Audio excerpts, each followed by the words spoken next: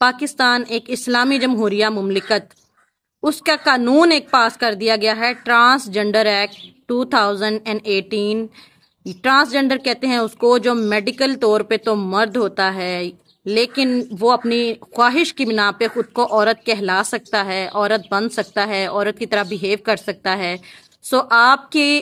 جو مقننہ ہے، جو آپ کی اسمبلیز ہیں، انہوں نے یہ قانون پاس کر دیا ہے کہ اب کوئی بھی تندرست توانا مرد جسے اللہ نے مرد بنایا ہے، وہ چاہے تو جا کے نادرا کو کہے جی میں تو عورت ہوں، اور پھر نادرا بنا کسی میڈیکل ویریفیکیشن کے اس کے شناختی کارڈ کے خانے میں لکھ دے گا کہ یہ ایک عورت ہے، اور پھر ایسی سچویشن میں وہ عورتوں کی مخصوص جگہوں پہ بھی جا سکے گا اور وہ مردوں سے شادی بھی کر سکے گا۔ یعنی مرد سے مرد کی شادی،